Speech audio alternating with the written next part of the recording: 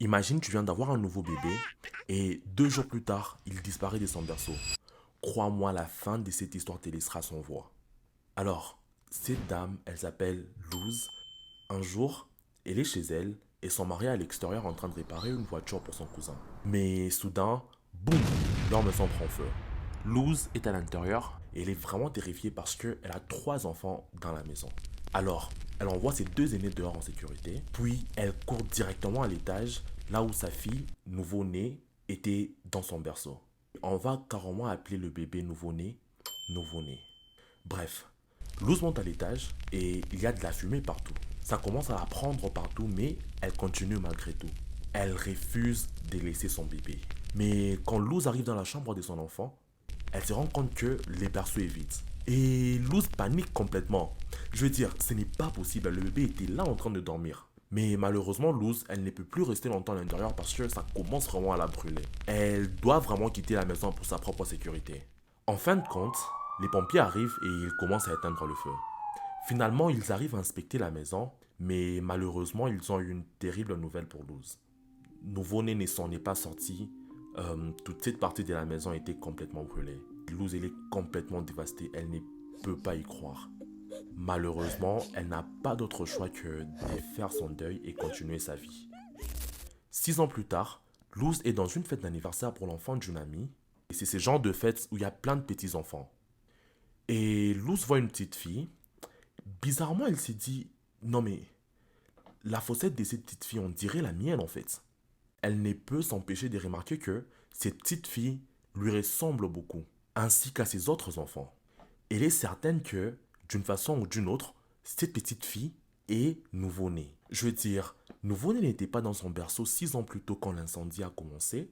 En plus, les pompiers n'ont jamais trouvé le corps. La zone avait été complètement brûlée et rien n'était reconnaissable. Donc, d'une façon ou d'une autre, nouveau-né pouvait sortir. Ça ne peut être qu'elle. Il y a sûrement une personne qui l'a ramené là-bas.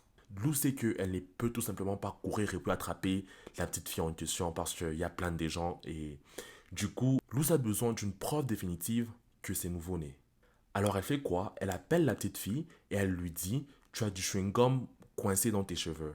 Et ensuite, Luz fait semblant d'enlever les chewing-gums. Discrètement, elle arrache 5 mèches de cheveux de la petite fille.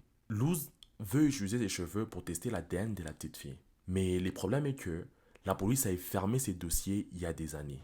Donc, ils ne vont pas accepter ça. Alors Luz, elle contacte un représentant de l'État, lui, représentant Cruz. Alors, Luz obtient rendez-vous avec Cruz, elle va à son bureau. Pendant des heures, elle le supplie de l'aider. Et finalement, il cède et il transmet ses cheveux au procureur. Et le procureur, à son tour, il ouvre une enquête, il fait traiter ses cheveux et bam, Luz avait raison. Cette petite fille de 6 ans à la fête est en réalité nouveau-née. Vous posez sûrement la même question que moi. Comment nouveau-né a pu sortir du berceau le jour de l'incendie et s'est retrouvé à une fête d'anniversaire 6 ans plus tard? Bon, voilà ce qui s'est vraiment passé. Il y a cette femme et elle s'appelle Caroline. Caroline est soi-disant enceinte. Enfin, c'est ce qu'elle raconte à tout le monde. Elle aime juste dire qu'elle est enceinte.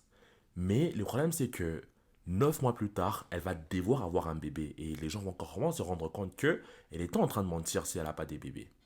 Alors, un jour, le frein de Caroline lâche et elle amène la voiture chez le cousin de son mari qui est un mécanicien et il s'appelle Pedro. C'est un cousin de son mari tellement éloigné que elle ne le connaît même pas. Donc, Caroline va chez Pedro pour faire réparer ses freins. Et pendant qu'elle attend, elle attend dans la maison de Pedro où sa femme s'y trouve. Et sa femme, vous avez deviné qui c'est? C'est Luz. Pendant qu'elle est là, Caroline remarque qu'il y a un bébé qui est en train de dormir dans le berceau. Et Caroline, elle veut désespérément ce bébé. Alors, quand la voiture de Caroline est réparée, elle fait semblant de partir, mais elle reste aux alentours. Elle met discrètement le feu à la maison de Luz. Et pendant que Luz et son mari sont en train de paniquer, elle entre secrètement dans la chambre du bébé et elle vole les bébés de son berceau. Ensuite, elle ramène nouveau-né chez elle dans un autre état. Elle raconte à tout le monde, hey, regardez, j'ai eu mon bébé, Ndoki. Et elle élève nouveau-né comme si c'était vraiment sa propre fille. 6 ans plus tard, elle ramène le nouveau-né à la fête d'anniversaire d'un membre de sa famille. Et comme Dieu fait les choses, Luz aussi se trouve exactement à la même fête-là. Et par pur hasard, Luz reconnaît sa propre fille. Bref, la police finit par arrêter Caroline et voici sa photo de présent.